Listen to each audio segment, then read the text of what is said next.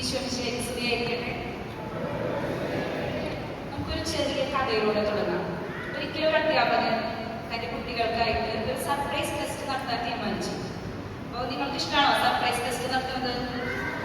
പഠിച്ചിട്ട് വരാൻ പറഞ്ഞ ടെസ്റ്റ് തന്നെ നടത്തുന്നത് നമുക്ക് ഇഷ്ടമല്ല അല്ലേ? അപ്പോഴാണ് സർപ്രൈസ് ആയിട്ട് പഠിക്കാൻ പറയാതെ ഒരു ടെസ്റ്റ് നടത്താൻ തീരുമാനിക്കുന്നത്. അപ്പൊ അധ്യാപകൻ കുട്ടികളോട് പേപ്പർ എടുക്കാൻ പറഞ്ഞു.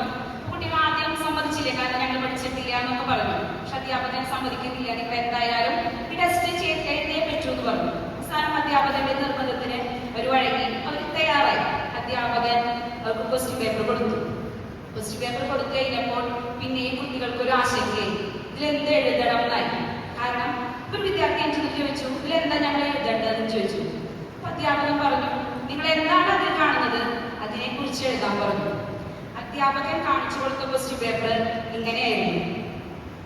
എന്താണോ അതിൽ കാണുന്നത് അതിനെ കുറിച്ച് എഴുതാൻ പറഞ്ഞു.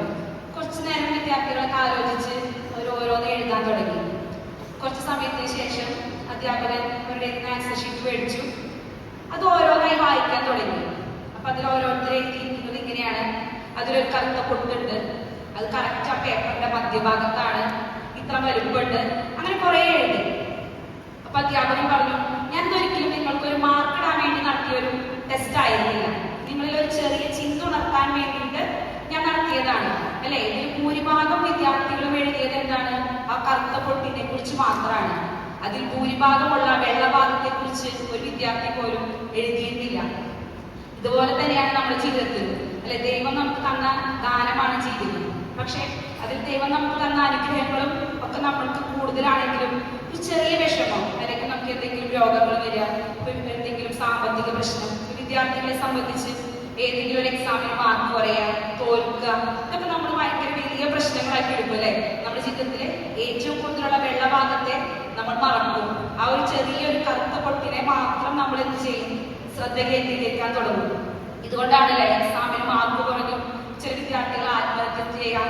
അതെന്തുകൊണ്ടാണ്? നമ്മൾ കറുത്ത പൊട്ടിനെ മാത്രം ശ്രദ്ധിച്ചതുകൊണ്ടാണ്. കൂടുതലുള്ളത് ഏതാണ്? വെളുത്ത ഭാഗമാണ്. പക്ഷെ അതാരും എന്താണ് ഓർക്കുന്നുമില്ല, ശ്രദ്ധിക്കുന്നുമില്ല.